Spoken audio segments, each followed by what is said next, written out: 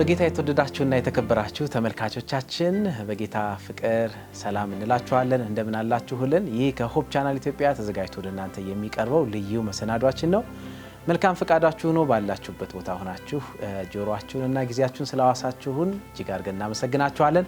በሚኖረን ቆይታ እስከ መጨረሻው ድረስ አብራችሁን ብትቆዩ የተለየ መንፈሳዊ በረከት ታገኛላችሁ ብለን ተስፋ እናደርጋለን። ስለዚህ አብራችሁ እንድትዘልቁ በጌታ ፍቅር እንጠይቃችኋለን።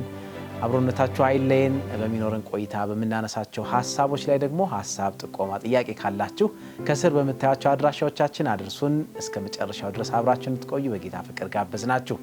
ይህ ልዩ መሰናዷችን ነው። በጌታ የተወደዳችሁ ቤተክርስቲያን በቅርቡ በአዲስ አበባና በደቡብ ሰበካ እንደዚሁም ደግሞ በደቡብ ምስራቅ ሰበካ በተለየ መልኩ ከኢትስ ሪትን ሚኒስትሪ ጋራ በቅንጅት ልዩ መሰናዶ እየተዘጋጀ ይገኛል። ልዩ ታላቅ መንፈሳዊ ጉባኤ እየተዘጋጀ ነው።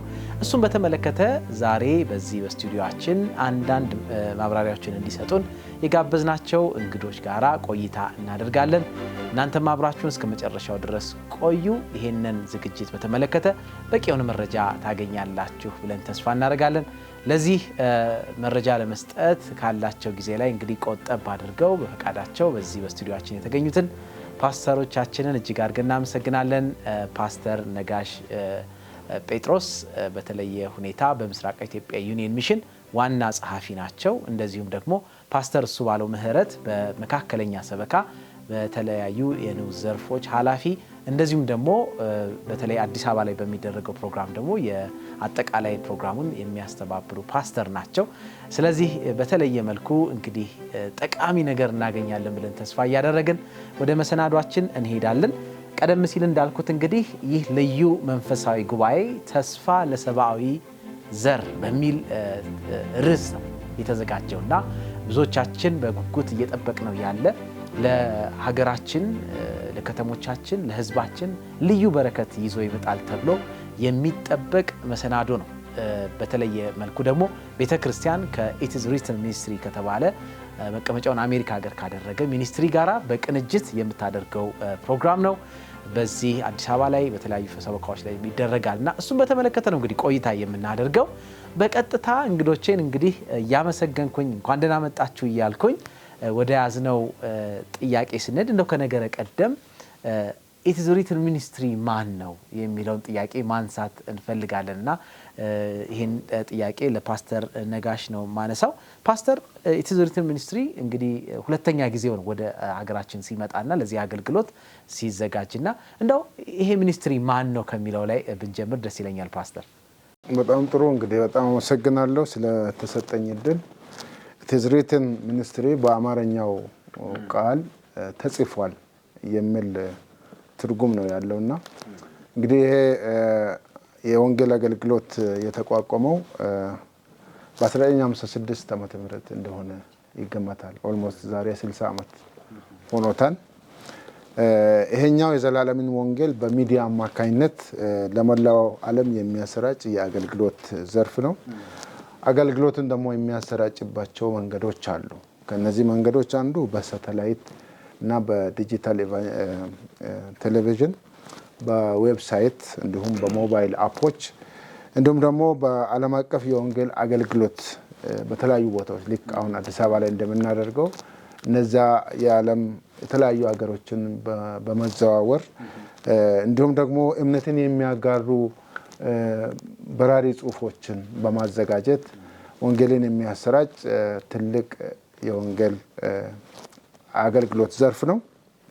እንግዲህ ተጽፏል የሚለው የወንጌል አገልግሎት በእግዚአብሔር ቃል የተገኘውን ማስተዋል ለመላው ዓለም አሁን ከላይ በጠቀስኳቸው መንገዶች የሚያሰራጭ እንደሆነ ነው የምንመለከተው። አልፈን ደግሞ የአገልግሎቱ ጭብጥ የተወሰደው በማቴዎስ ወንጌል ምዕራፍ 4 ከቁጥር 4 ላይ ነው። እንግዲህ ያን ክፍል በደንብ እናስተውላለን። ሰይጣን ክርስቶስን በፈተነው ጊዜ ክርስቶስ የመለሰው መልስ አለ። ሰው ከእግዚአብሔር አፍ በሚወጣው ቃል ሁሉ እንጂ በእንጀራ ብቻ አይኖርም ተብሎ ተጽፏል የሚል ጭብጥ ነው ይዞ የተነሳው። ስለዚህ ይህ አገልግሎት በአሁኑ ጊዜ በፓስተር ጆን ብራድሻው ነው የሚመራው። ከላይ እንደጠቀስኩኝ ወደ 60 ዓመት ሙሉ በሰብአዊ ዘር ላይ በጎ የሆኑ ተጽዕኖዎችን ወንጌልን መስበክ ብቻ ሳይሆን የተለያዩ አገልግሎቶችን በመስጠት የጤና ድጋፍ በመስጠት ማህበራዊ አገልግሎቶችን ችግር ያለባቸውን የህይወት አካል ያለባቸውን ሰዎች በመደገፍ ወንጌልን በመስበክ በነዚህ መንገዶች ሰፊ የወንጌል ድጋፍ እያደረገ የሚገኝ ሚኒስትሪ ነው። ቅድም አንተም እንደተናገር መቀመጫውን አሜሪካን ሀገር ነው ያደረገው። ነገር ግን በተለያዩ የዓለም አገሮች ላይ እየተዘዋወረ ይህንን ትልቅ የምስራች ለሰብአዊ ዘር ሁሉ የሚያደርስ አገልግሎት ነው። እግዚአብሔር የተመሰገነ ይሁን። ፓስተር እጅግ በጣም አድርጌ አመሰግናለሁ። ይሄ እንግዲህ ትልቅ ሚኒስትሪ ነው። በቤተ ክርስቲያናችንን ድጋፍ ከሚሰጡና የቤተ ክርስቲያንን ተልእኮ ይዞ ወደፊት በመውጣትና መልእክቱን ሁሉ ለዓለም በማድረስ የተለያዩ ሚዲያ አማራጮችን በመጠቀም ትልቅ ስራ የሚሰራ ሚኒስትሪ ነው። ይሄ ሚኒስትሪ አሁን ለሁለተኛ ጊዜ ነው እየመጣ ነው እንግዲህ እስከማስታውሰው ወደኛ ሀገር እድል ደርሶን ወደኛ ሀገር እየመጣ ያለው ሁለተኛ ጊዜ ነው። ቀደም ሲል አንድ ጊዜ ከ2 ዓመት አካባቢ በፊት መቶ ልዩ አገልግሎት ሰጥቶ ነበርና ፓስተር እሱ ባለው ምናልባት ያን ጊዜም ነበርክና በማስተባበሩም መቼ ነበር የመጣው? የት ቦታ ነው አገልግሎት ነው የሰጠው? ምንስ አይነት አገልግሎት ሰጥቶ ነበር የሄደው? ፓስተር በጣም ጥሩ። እኔም በድጋሚ እግዚአብሔርን እጅግ አድርጌ አመሰግናለሁ ለዚህ ታላቅና መልካም የሆነ ጊዜ እግዚአብሔር አምላክ ስላደረሰንና ይህን ፕሮግራም በተመለከተም ደግሞ ትንሽዬ የሆነ ገለጻ በማድረግ ተመልካቾቻችንንም ደግሞ በቂ የሆነ ግንዛቤ እንዲያገኙ እንደገናም ደግሞ እግዚአብሔር በሚሰራቸው ስራዎች ደግሞ እግዚአብሔር እንድናመሰግን እኛም በተደረገው ነገር የበለጠ ደግሞ ደስ እንድንሰኝ ይህንን እድል የሰጠን እግዚአብሔርን እያመሰገን እንግዲህ እንደተባለውም ከዛሬ 2 ዓመት በፊት እነዚህ ሰዎች የሚኒስትሪ ወደዚህ መጥቶ ነበር። የወንጌል አገልግሎት እንግዲህ ያው የሁላችንንም ግዴታና ኃላፊነት ነው።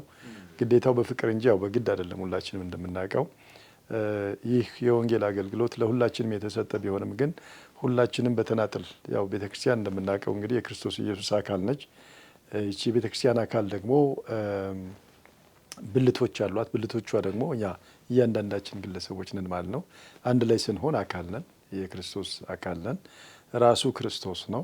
በዚህ መንገድ እነዚህ ሰዎች አንድ ላይ ሆነው ቤተክርስቲያን ሆነው ሳይሆን ብልት አንድ ላይ ሆነው ግን በራሳቸው መንገድ ሚኒስትሪ እያቋቋሙ የወንጌል ታላቅ የሆነውን የወንጌል አገልግሎት በማድረግ ተስፋ ለቆረጠው ሕዝብ ተስፋ በመሆን የተቸገሩትን ደግሞ በመደገፍ በተለይም ደግሞ በተለያየ መንገድ ያሉትን ሰዎች ደግሞ ከተለያየ ጥፋትና አደጋ ውስጥ እያወጡ ወደ ክርስቶስ ኢየሱስ እንዲመለከቱ ወይም ደግሞ እንዲደርሱ በማድረግ ትልቅ አገልግሎት ያደርጉ የነበሩ ሰዎች ናቸው።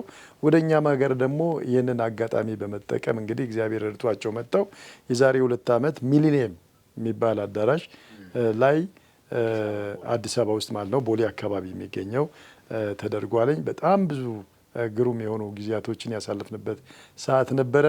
ማህበራዊ አገልግሎት ተሰጥቷል። የሕክምና ነጻ የሕክምና አገልግሎት ሲሰጡ ነበረ። መንፈሳዊ የተለያዩ ፕሮግራሞችም ሲከናወኑ ነበረ። አሁን ወንድሜ ፓስተር ነጋሽ በጠቀሰው ሰው አማካኝነት ነበር ዋናው አገልግሎት ይከናወን የነበረው። በዚህ መንገድ እንግዲህ ያው ብዙ ሰዎች በነገራችን ላይ አባሎቻችንንም ከአባሉ ውጭ የነበረው ደግሞ ተሳታፊዎች በጣም የተደሰቱበትና እግዚአብሔር የተመሰገነበት ከብሮና ገኖ የታየበት ፕሮግራም ነበረ ማለት ነው። ያኔ ለመጨመር ያክል እንግዲህ ከ2023 ዓመተ ምህረት አካባቢ በዛን ጊዜ ነው የመጡት። በአዲስ አበባ አሁን እንደሰማነው ሚሊኒየም አዳራሽ ነው። ከአዲስ አበባ ውጭም ያም ተመሳሳይ ፕሮግራም ተደርጎ ነበር። በደቡብ ምስራቅ ሰበካ በነገሌ አርሲ ያ ተመሳሳይ ፕሮግራም ተደርጎ ነበር። ብዙ ሰዎች ተጠምቀዋል በዛን ጊዜ በዛ አገልግሎት አማካኝነት ማለት ነው። እሱም ብቻ ሳይሆን በዝቅተኛ የኑሮ ደረጃ ላይ ለሚገኙ ማህበረሰብ ክፍሎች ድጋፍ አድርገው ነበር። የቤተሰብ ምክር አገልግሎቶች ይሰጡ ነበርና የወንጌል ስብከት ተደርጎበታል እና በጣም የመነቃቃት ጊዜ ነበረ በአዲስ አበባ። እኔም ፕሮግራሙን ተሳትፌ ነበር። የሕክምና አገልግሎትም አግኝቼ ነበር። አይኔን ታክሜ ነበር በዛን ጊዜና መንፈሳዊ አገልግሎታቸው በጣም ልብ የሚነካ ብዙ ሰዎችን የሚደርስ ፕሮግራም እንደሆነ ነው ያን ጊዜ ያየነውና እግዚአብሔርን ስለዛ አገልግሎት እናመሰግናለን። አሜን። እግዚአብሔር ተመሰገነ። ጌታ ይባርካችሁ። እኔም አስታውሳለሁ በተለይ በከተሞች ላይ ያሉት አርሲ፣ ነገሌ፣ ሻሸመኔ ላይ ነበረ። ኋላ ላንጋኖ ላይም ትልቅ የጥምቀት ስነ ስርዓት ነበረ። አዲስ አበባም ላይ ሚሊኒየም አዳራሽ ላይ እንዳላችሁት ነው የነበረው። በርካታ ሰዎች በየምሽቱ እየተገኙ ፕሮግራሙ ተካፍለዋል። ቅዳሜ ሰንበት ላይ ደግሞ ቀን ላይ የነበረው ፕሮግራም በጣም ልብን የሚነካ ነበረ። መጨረሻም ፓስተር እንዳሉ ደግሞ ጥምቀት ስነ ስርዓትም ነበረ። በዛ ላይ ደግሞ የሰዎች የሚደገፉበት የጤና ምርመራው ትልልቅ የመንግስት ኃላፊዎች ሁሉ ተገኝተው የሃይማኖት ተቋማት ኃላፊዎች ሁሉ ተገኝተው የጎበኙበትና ምስክርነታቸውን የሰጡበት የተመረመሩበት ሁሉ አስታውሳለሁ። እና ያ ብቻም ሳይሆን የሆፕ ቻናል ኢትዮጵያም እንደዚሁ በቀጥታ በተለያዩ ሶሻል ሚዲያዎች ያሰራጨበት ሁኔታም ነበርና ትልቅ ዝግጅት ነበርና ይሄ ሚኒስትሪ ትልቅ አገልግሎት ነው ይዞ ወደ ሀገራችን መልካም እድል ይዞ ነው የመጣውና ለከተማችንም ለህዝባችንም ትልቅ በረከት ነበር። እግዚአብሔር ይባርካችሁ። እንደው የሚገርም ነገር ስንቱ እዚህ ላይ ለመጨመር ያክል ለመጀመሪያ ጊዜ አዲስ አበባ ቦሌ አካባቢ የሚገኘው ሚሊኒየም አድቬንቲስት ገብታ የወንጌል አገልግሎት ፕሮግራም ያደረገችበት ጊዜ ቢኖር በዚህ ሚኒስትሪ አማካይነት ነበረ። በጣም ሰፊ የሆነ ዝግጅት ነበር ተደርጎ የነበረው። እንዲህ አይነት ፕሮግራሞች በምታደርግበት ጊዜ በነገራችን ላይ ፈቃድ ከመንግስት ማግኘት አለበት። በጤናው ዘርፍ ከጤና ሚኒስቴር፣ እንደገናም ደግሞ በጸጥታና መሰል ነገር ደግሞ ከከተማው ከንቲባ ፈቃድ ማግኘት ነበረብን። ከጸጥታ ዘርፍ ፈቃድ ማግኘት ነበረብን። ያን ፈቃድ ለማስፈጸምም በዛን ጊዜም እንቀሳቀስ የነበርኩና ለብዙ ሰዎች ለብዙ የመንግስት የሚገርም ነገር አካላት በሙሉ ከፍተኛ የሆነ መነቃቃት ፈጥሮ የነበር ፕሮግራም ነበረ። አይ ሆፕ አሁንም ተመሳሳይና የተሻለ ነገር ዞ እንደሚመጣ አምናለሁ። እግዚአብሔር ይባርካችሁ። በጣም ነው የማመሰግነው። አሁን ደግሞ የሚገርመው በቅርቡ ጌታ ቢፈቅድ ከሚያዝያ 1 ቀን ጀምሮ ደግሞ እስከ 11 ድረስ ተስፋ ለሰብአዊ ዘር በሚል ዋና መሪ ቃል ፕሮግራሙን ለማካሄድ ዝግጅቶች እየተካሄዱ ነው ያለውና ዝግጅትም በኃይል እየተደረገ እንዳለ አያለውና እንደው እንዳልኩት ምን ይመስላል? የትስ ነው አሁንስ የሚደረገው? የት ላይ ነው የሚደረገው? ምን ዝግጅቶችስ እየተደረጉ ነው? ርዕሱስ ምን ላይ የተመረኮዘ ነው ማለት ይቻላል? ፓስተር ነጋሽ አመሰግናለሁ። እንግዲህ ርዕሱን ሁላችንም ማንበብ እንደምንችለው ተስፋ ለሰብአዊ ዘር ይላል። እንግዲህ ሰብአዊ ዘር በብዙ ተስፋ የሚቆርጥበት ጊዜ ቢኖር አሁን ነው። በተለያዩ ምክንያቶች ተስፋ የቆረጡ ሰዎች አሉ። ይህ ፕሮግራም ግን ለሰብአዊ ዘር ሁሉ ወገንንና ቋንቋን ሳይለይ ተስፋን ይዞ ነው የመጣው። ያም ተስፋ በእግዚአብሔር ቃል ውስጥ የሚገኝ ተስፋ ብቻ ነው። ለዚህ ምድር አሁን ለተወሳሰቡብን ብዙ ችግሮች መፍትሄ ሊሰጥ የሚችለው ያው በእግዚአብሔር ቃል ውስጥ የሚገኝ ተስፋ ነው። ስለዚህ ቅድምም እንደተናገርኩ ይህንን ተስፋ ነው ለዓለም በማስተዋወቅ ትልቅ ስራ የሚሰራው አገልግሎቱ ማለት ነውና እንደጠቀስከው ከሚያዝያ 1 እስከ 11 በአዲስ አበባ በሚሊኒየም አዳራሽ ነው። እንዲሁም ደግሞ በደቡብ ምስራቅ ሰበካ እንዲሁም ደግሞ በደቡብ ሰበካ በተለያዩ ቦታዎች በአጠቃላይ ወደ 11 ቦታዎች ላይ ነው ይሄ የወንጌል አገልግሎት የሚተላለፈው። ስለዚህ በዚህ አገልግሎት ይህን አገልግሎት ለመውሰድ ከአሜሪካን ሀገር አገልጋዮች ይመጣሉ። ብዙ አገልጋዮች ናቸው የሚመጡት። ቅድም እንደተነጋገርን በራሳቸው ወጪ ነው ወደዚህ የሚመጡት። እሱም ብቻ ሳይሆን ደግሞ ሕክምና የሚሰጡባቸውን መሳሪያዎች ድጋፍ የሚሰጡ በጣም ፕሮፌሽናል የሆኑ የምክር አገልግሎት የሚሰጡ ሰዎች አብረው የሚኖሩበት እና ደግሞም በአዲስ አበባ የሚገኙ የጤና ባለሙያዎች የሚሳተፉበት ሁሉም ቤተክርስቲያናት ደግሞ በዚህ አገልግሎት ላይ በንቃት የሚሳተፉበት ፕሮግራም ነው። በክልሎችም አሁን እንዳልኩኝ በነገሌ አርሲም በአዋሳ ከተማም ተመሳሳይ ፕሮግራሞች ይደረጋሉና እግዚአብሔር ሌላ በረከት ነው ይዞልን የመጣው። በተለይ ደግሞ በዚህ ጥብብ ባልን ተስፋ በሚያስቆርጡ ነገሮች ብቻ በተከበብንበት ጊዜ ላይ ተስፋ ለሰብአዊ ዘር እንደው ርዕሱ ራሱ ምን ያህል ልብን እንድንናፍቅ የሚያደርግ እንደሆነ ያሳያል። ፓስተር አመሰግናለሁ። ፓስተር ስባለው ምን ዝግጅት እየተደረገ ነው ታዲያ እስካሁን? ጊዜው እየደረሰ ነው እንግዲህ። ታንኪዩ ስንቱ እንደገና በድጋሚ አመሰግናለሁ። ስለ ዝግጅቱ ትንሽዬ ከማለቴ በፊት እንደው ስለ ርዕሱና ስለ አንዳንድ ነገሮች መጨመር እፈልጋለሁ። በነገራችን ላይ የተስፋ የሚለው ነገር ከማየታችን በፊት ያው ዘመንን በሶስት ማዕቀፍ ነው እንግዲህ ከፍለን የምንመለከተው። ያለፈ ዘመን ብለን የምንጠራው ነገር አለ፣ የአሁን ዘመን የምንለው አለ፣ የመጪ ዘመን የምንለው ነገር አለ እና ዘመን ስናስብ ሁልጊዜ በሶስት ማዕቀፍ ነው የምንመለከተው። አሁን ተስፋ ለወደፊት አይሆንም፣ ላለፈ አይሆንም። ስላለፈ አይደለም የምናወራው፣ ያለፈ አልፏል። ለአሁንም አይሆንንም። በነገራችን ላይ ተስፋ ያለፈውን የምንማርበት ነገር ነው፣ የአሁኑን ደግሞ የምንኖርበት ነገር ነው። ተስፋ ብለን ስንል እንግዲህ መጪው ነው። ሰብአዊ ዘር በጣም እያስጨነቀው ነገር ያለበት ጊዜ ቢኖር አሁን ወንድሜ እንዳለው ፓስተር ነጋሽ ይህ ጊዜ ነው። ይሄ ጊዜ ደግሞ የሚያስጨንቀው አሁን እየኖሩበት ያለው አይደለም። በእርግጥ የሰው ልጅ ባህሪ ሆኖ በጣም የሚገርማችሁ ነገር ያው የሰው ልጅ ዛሬን እየኖረ ለነገ ነው የሚጨነቀው። ያው የሰው ልጅ ባህሪ ነው። የሚኖረው ዛሬ ነው እኮ ግን የሚጨነቀው ለነገ ነው እኮ። እና ያም ቢሆን የሰው ልጅ እንግዲህ ባህሪ ያም ቢሆን ማለት ነው አሁን ለሰው ልጅ ተስፋ ያስፈልገዋል። ለመኖር ትልቁ መሰረታዊ ነገር ተስፋ ነው። ተስፋ ደግሞ ሌላ ማንም አይደለም። ተስፋ ማለት ክርስቶስ ነው። ስለዚህ ለዚች ምድር ክርስቶስ ያስፈልጋታል። ለዚህ ሰብአዊ ዘር ክርስቶስ ያስፈልገዋል። ያለ ክርስቶስ ኢየሱስ ያለ ወንጌል በስተቀር ይችን ምድር የሚቀይር የለም።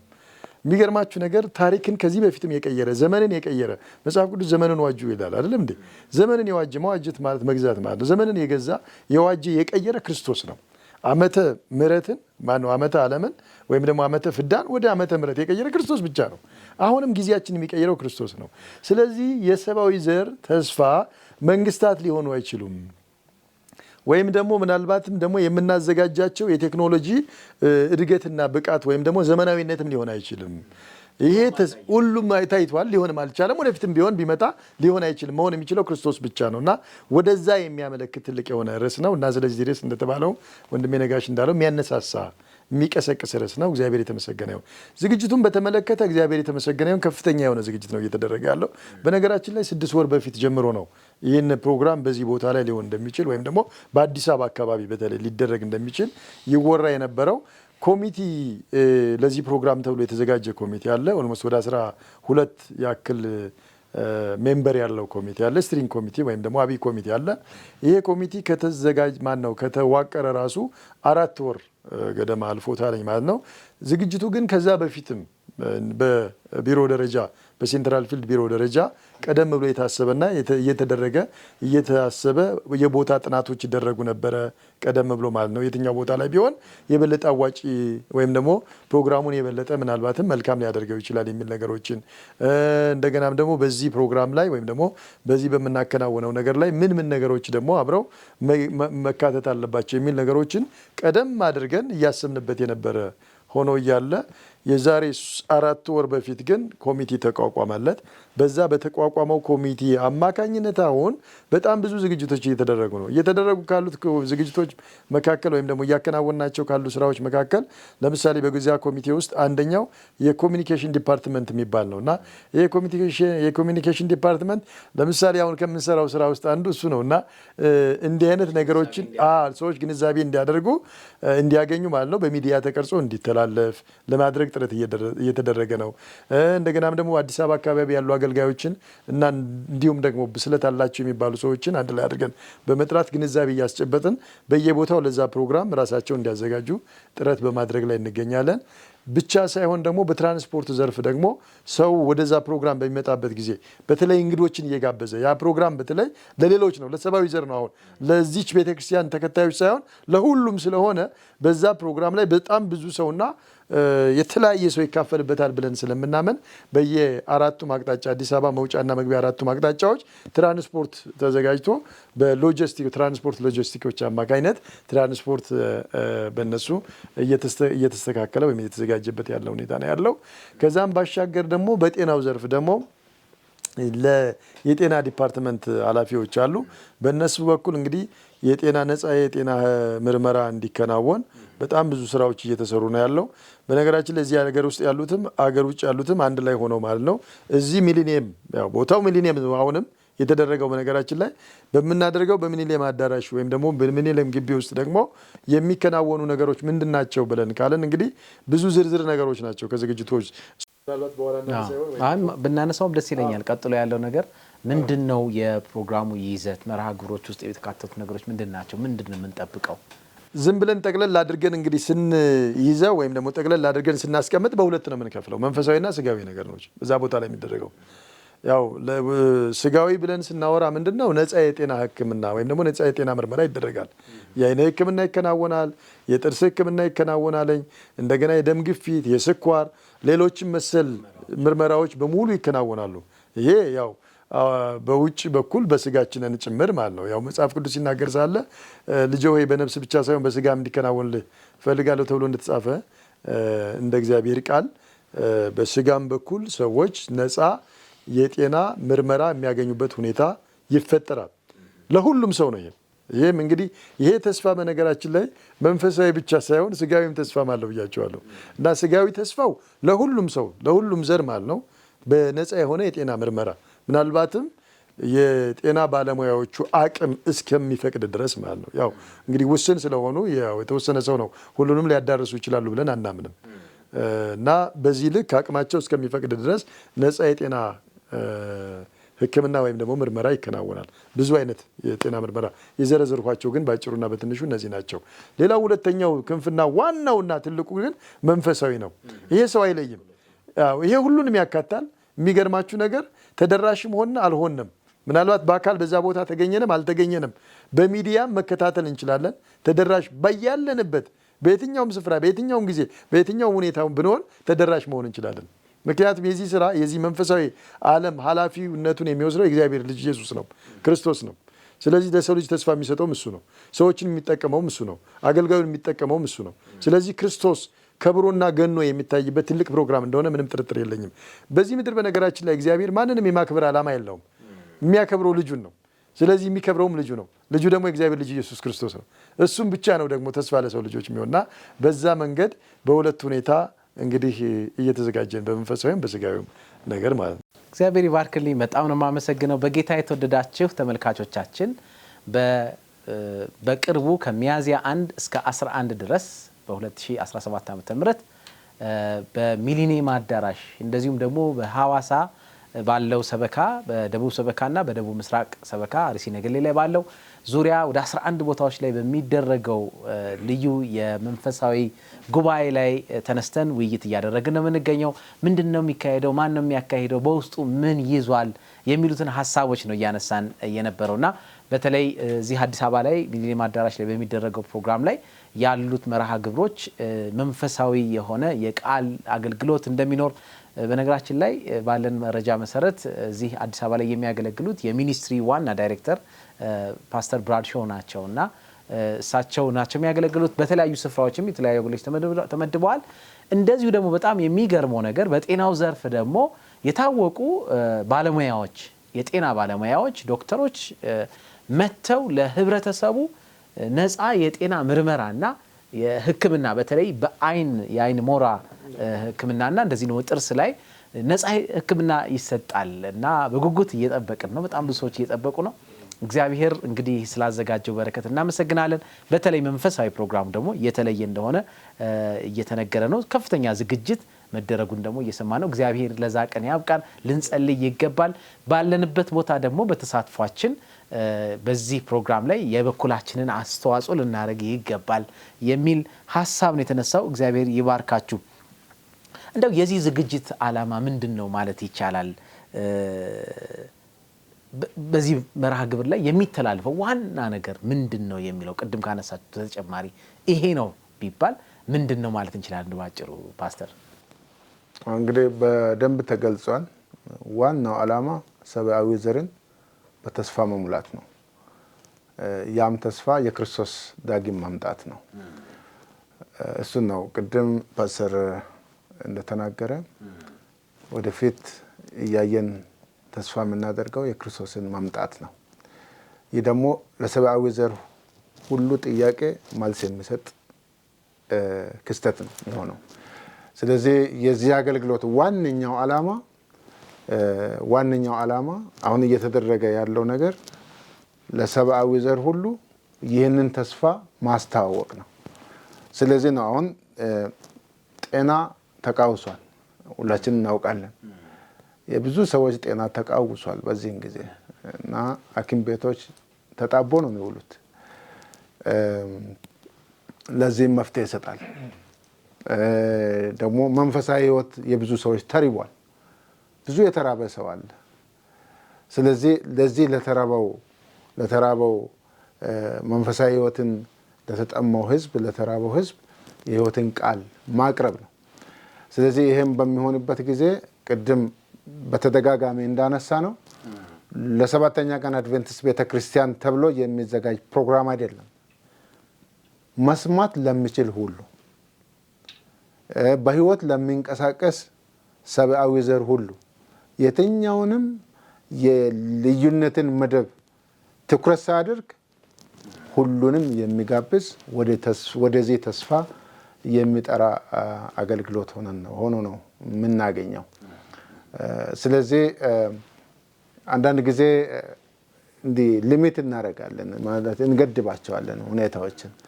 ይሄ ቦታው መያዝ እስከቻለ ድረስ፣ ሰው መምጣት እስከቻለ ድረስ ማንም ሰው እዛ ገብቶ ይህንን ተስፋ እንዲመለከትና የራሱ እንዲያደርግ እየተዘጋጀ ያለ ፕሮግራም ነው።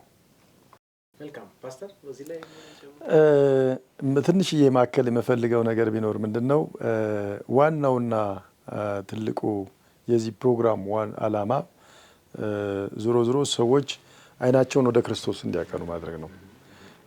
ያ ማለት ደግሞ የክርስቶስ ዳግም ምጽአት እየቀረበ እንደሆነ አውቀን ማለት ነው ራሳችን እንድናዘጋጅ ነው።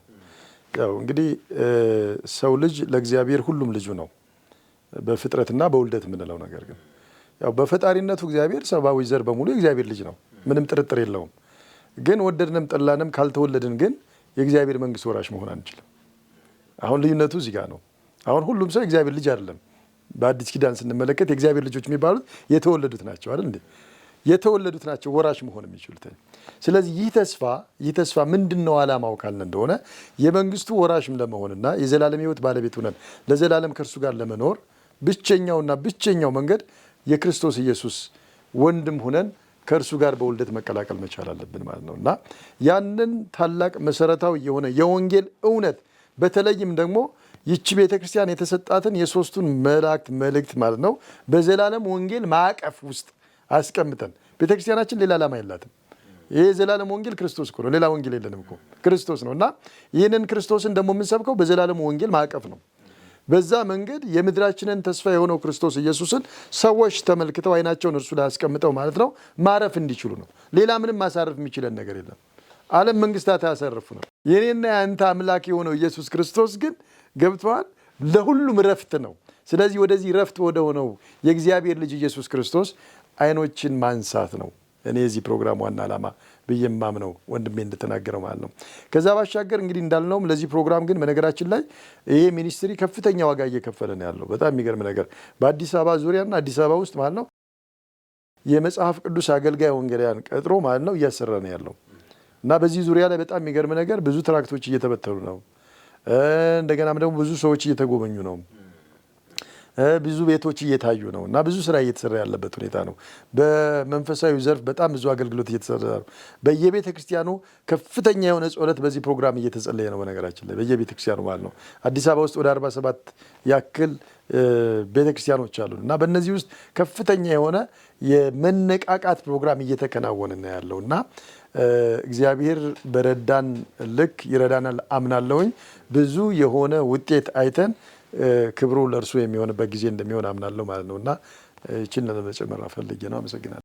በጣም አድርጌ ነው የማመሰግነው። እንግዲህ በጌታ የተወደዳችሁ ተስፋ ለሰብአዊ ዘር በሚል ዋና መሪ ቃል የተዘጋጀው ይህ መንፈሳዊና ልዩ ጉባኤ አዲስ አበባ ላይ በሚሊኒየም አዳራሽ ከሚያዝያ 1 እስከ 11 ድረስ እንደዚሁም ደግሞ በደቡብ ሰበካና በደቡብ ምስራቅ ኢትዮጵያ ሰበካ በተለየ መልኩ የወንጌል ቃል የሚዘራበት ሰዎች ከሚያዩት ከሚሰሙት በዙሪያቸው ካለው የበለጠ እግዚአብሔር በልጁ በክርስቶስ ኢየሱስ ያዘጋጀውን ታላቅ ተስፋ እንደገና እንዲያስቡና እንዲይዙ እንዲጨብጡ በዚህ የእውነት ብርሃን ውስጥ በማለፍ ዘመናቸውን እንዲዋጁ የተዘጋጀ ልዩ መንፈሳዊ ጉባኤ ነው። በዛ ውስጥ እግዚአብሔር ለስጋችንም የሚሆን ለመንፈሳችንም የሚሆን በረከት አዘጋጅቷል። እሱም በተመለከተ ነው እንግዲህ ውይይት እያደረግን ያለ ነው። ዋና ዓላማው ከዚህ ተስፋ ጋር ሰዎችን ማገናኘት ነው። በተለይ በዚህ ዘመን ነገሮች በጨለሙበት በማይጨበጡበት ግራ በሚያጋቡበት ሰዓት እግዚአብሔር ለሕዝቡ የሚሆን ታላቅ ተስፋ አለው። ይሄ ተስፋ ደግሞ ለሰብአዊ ዘር ሁሉ ነው። ለትንሽ፣ ለትልቅ፣ ለአዋቂ፣ ለሕፃን፣ ላለው፣ ለሌለው፣ ለተማረ፣ ላልተማረ አይደለም። ስለዚህ በዚህ መሰናዶ ላይ ታዳሚዎች እንድንሆን እግዚአብሔር በጸጋው ይርዳን። ፓስተሮቼን እጅግ በጣም አድርጌ ነው የማመሰግነው። እንግዲህ በመጨረሻ ምናልባት የምታስተላልፉት መልእክት ምንድን ነው ታዲያ? ይሄ መንፈሳዊ ዝግጅት በጣም በኃይል እየተዘጋጀ ነው እና በዚህ ውስጥ ሰዎች እንዲታደሙ የሰሙ ላልሰሙ እንዲያሰሙ የምታስተላልፉት መልእክት ምንድን ነው? በዚህ መሰናዷችን ብንቋጭ ደስ ይለኛል። አመሰግናለሁ።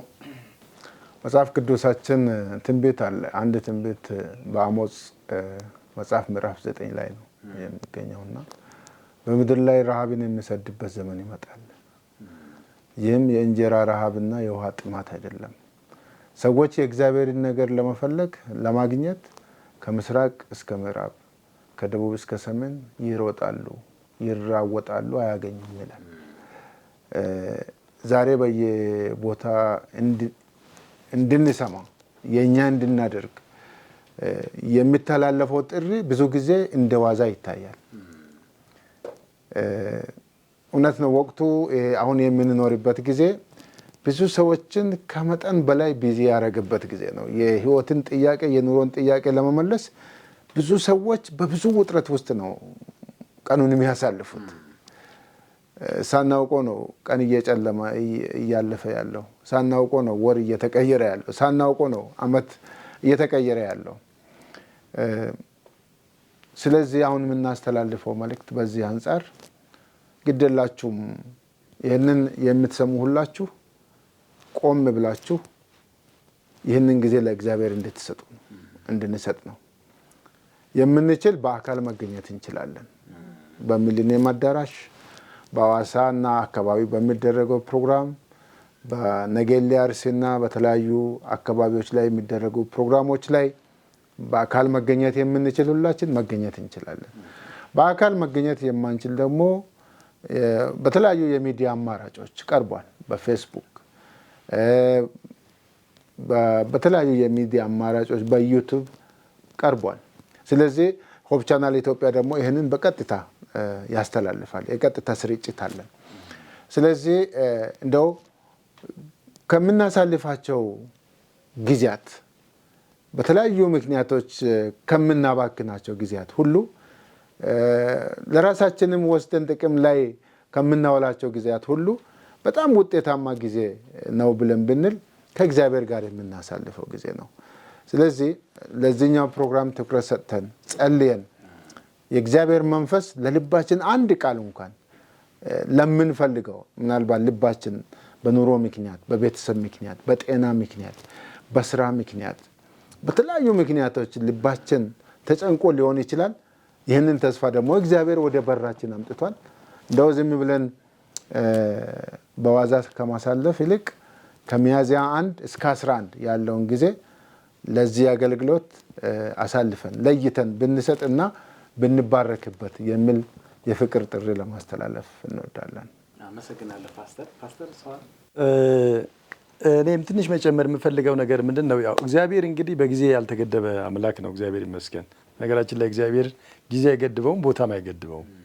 ነገር ግን ነገሮችን ሁሉ የሚያደርገው ደግሞ በጊዜ ውስጥ ሆኖ ነው። ጊዜ የማይገድበው አምላክ ቢሆንም ስራና ነገሮችን የሚያደርገው ግን ወደኛ መጥቶ ማለት ነው በጊዜ ውስጥ ሆኖ ነው። ለዚህ ነው መጽሐፍ ቅዱስ በመክብብ መጽሐፍ ላይ ለሁሉ ምን አለው የሚለው ጊዜ አለው ይላል እና በጊዜ ከፋፍሎ ነው። በግሪኩ 3 ቃላቶች አሉ ጊዜን በተመለከተ የሚናገርና አዮንስ የሚል ቃል አለ፣ ዘመንን ለማመልከት ነው። እንደገናም ደግሞ ክሮኖስ የሚባል ጊዜ አለ። ክሮኖስ የሚባለው ክሮኖሎጂ የሚለው ሀሳብ ጋር የመጣ ነገር ነው። ያም ደግሞ በተለይ ይሄ ጊዜ ወራቶችን ሪሳይክል የሚያደርጉ ነገሮችን ለምሳሌ ክረምት በጋ ምናምን አስቀምጠንና ዘመኖችን የሚያመለክት ነገር ነው። ካይሮስ የምትባል ታይም ግን አለች፣ የተቆረጠች ነች። አንድ ጊዜ በመጽሐፍ ቅዱስ በጣም የሚገርም ነገር ያ በመቃብር ስፍራ በሰንሰለት እየታሰረ ራሱን የጎዳ ያሰቃይ የነበረው ሌጊዮን የነበረበት ክፉ ፖሰስ ዳርጎት የነበረው ዲያብሎስ ማለት ነው። ጌታ ኢየሱስ ክርስቶስ አግኝቶት ወደ እርሱ ሲሄድ ግን ጊዜያችን ሳይደርስ ልታጠፋን ጊዜ ሳይደርስ አላ የተቆረጠች ታይም ናት። ዲያብሎስ ወይም ደግሞ ሰይጣን የሚጠፋበት የራሱ የተቆረጠ ጊዜ እንዳለ እሱ ራሱ ያውቃል እኮ ጊዜዋ እና ይቺ አሁን ለዚህ ታላቅ ተስፋ የተቆረጠች ጊዜ ነች። ቀን 1 እስከ ሚያዝያ 11 ያለችው ሚሊኒየም ላይ የምትደረግ ፕሮግራም ለሰብአዊ ዘር ሁሉ እግዚአብሔር ምናልባትም የቆረጣት ካይሮስ ጊዜ ልትሆን ትችላለች። ከዛ በኋላ ያለውን ጊዜ አናውቀውም አይደለም። በዚች በተቆረጠች ጊዜ ግን ማለት ነው ለሁለት ትልቅ በረከት ለስጋዊም ለመንፈሳዊም ይህንን በተለይ በምንልበት ጊዜ ወንድሜ ፓስተር ነጋሽ እንዳለው መንፈሳዊውን በተመለከተ ለሁሉም ዘር ነው። ለሁሉም ዘር በዚህ ጋር ምናልባት ሚስ አንደርስታንድ ይሄን የሚሰሙ ሰዎች በክፍለ ሀገር በተለያየ ቦታ ያሉ ሰዎች ስለሚኖሩ ይሄ የአይን የጥርስ የምናምን ሕክምና ሲባል ሁሉም መጥቶ ምናልባት ደግሞ ያው ሰው ውስን ስለሆነ ሳይደርሳቸው ሲሄዱ እንዳይከፉ እዛ ላይ ጥንቃቄ ያስፈልጋል። በነገራችን ላይ መንፈሳዊ ነገር ግን ለሁሉም ነው፣ በቃ ለሁሉም ነው። ስለዚህ ይቺ ለእኛ የተቆረጠች ጊዜ ልትሆን ስለምትችል ሁሉም ሰው እንዳያልፈው አናቅም። ነገ የኛ አይደለም። መጽሐፍም የሚናገረው የመዳን ቀን መቼ ነው የሚለው? አሁን ነው የሚለው አይደል እንዴ? አሁን ነው የሚለው እና በአሁን ጊዜያችን አሁን መጠቀም እንድንችል እኔ ለሁሉም ሰው ጥሪ ማስተላለፍ እፈልጋለሁ። ይህንን ታላቅ የሆነ የውይይት ወይም ደግሞ ምናልባትም መንፈሳዊ የውይይት ጊዜያችንን የምታዳምጡ ሰዎች በሙሉ ከሚያዝያ 1 እስከ 11 በሚኖረው ታላቅ የሆነ መንፈሳዊ ፕሮግራም ሚሊኒየም አዳራሽ በመገኘት ከቀኑ 11 ተኩል እስከ 1 ሰዓት ተኩል በመገኘት የበረከቱ ተካፋይ እንድትሆኑ ሁላችሁንም በእግዚአብሔር ፍቅር ጋብዘናችኋል። ተገኙልን ለማለት እንፈልጋለሁኝ። እግዚአብሔር ይባርካችሁ። አሜን። እግዚአብሔር የተመሰገነ ይሁን። እኔም ፓስተሮቼ በጣም ነው የማመሰግነው ጊዜያችሁን መስዋዕት አድርጋችሁ ይሄን መሰናዶ በተመለከተ ወይም ደግሞ ልዩ መንፈሳዊ ጉባኤ በተመለከተ ገለጻ ለመስጠት ስቱዲዮአችን ስለተገኛችሁ እግዚአብሔር ይባርካችሁ። ተመልካቾቻችን እናንተም አብራችሁን ቆይታችሁ ጥሩ መረጃ እንዳገኛችሁ ተስፋ እናደርጋለን። አሁንም በድጋሜ የምንለው እግዚአብሔር ለሰብአዊ ዘር ሁሉ ያዘጋጀውን ታላቁን ሰማያዊውን የሰብአዊ ዘር ተስፋ የሆነው ክርስቶስ ኢየሱስን የሚገለጥበትና እንደገና እድል የምናገኝበትን ጊዜ እግዚአብሔር ቆርጦ አዘጋጅቷል። ቤተክርስቲያን እየተዘጋጀች ነው ያለችው። ብዙዎች ደፋ ቀና እያሉ ነው ድግሱን ለማሳመር። በዛ ላይ በመገኘት የድግሱ ተካፋይ እንድትሆኑ ዛሬ ጀምሮ ደግሞ ሌሎችን በማደም በማሳወቅ በመጋበዝ ደግሞ የራሳችሁን ድርሻ እንድትወጡ እግዚአብሔር ታላቅን ነገር አዘጋጅቷል። ኑ እንሂድ ተባብላችሁ ወደዛ ስፍራ በመገኘት የበረከቱ ተካፋይ እንድትሆኑ በዚህ አጋጣሚ እንጋብዛችኋለን። ለተለየ መረጃ ይሄ መሰናዶ በተመለከተ ወይም መንፈሳዊ ጉባኤ በተመለከተ ለተለየ መረጃ ማግኘት ለምትፈልጉ ደግሞ ስክሪን ላይ በምታዩት አድራሻ ደውሉልን፣ ጻፉልን። አስፈላጊውን የሆነ መረጃ እንሰጣችኋለን። እንግዲህ በዛ ቀን ለመገናኘት ሁላችንም ያብቃን። እናንተንም እግዚአብሔር ይባርካችሁ፣ ፓስተሮችንም እግዚአብሔር ይባርካችሁ እያልኩ የነበረንን ቆይታ በዚህ ወደ ፍጻሜ እናመጣለን። እንደገና ተመልሰን በሌላ ፕሮግራም እስከምንገናኝ የጌታ ጸጋ ከሁላችንም ጋር ይሁን። ተስፋ ለሰብአዊ ዘር ሚያዝያ 1 እስከ 11 2017 ዓ.ም በአዲስ አበባ ሚሊኒየም አዳራሽ በሐዋሳና በዙሪያዋ እንደዚሁም ደግሞ በአርሲ ነገሌ አካባቢ በሚገኙ ስፍራዎች ላይ በሚገኘው መሰናዶ እንድትገኙ መርሃ ግብር ላይ እንድትካፈሉ እንጋብዛችኋለን። እስከዛው ድረስ የጌታ ጸጋ ከሁላችንም ጋር ይሁን። ሰላም ሁኑልን።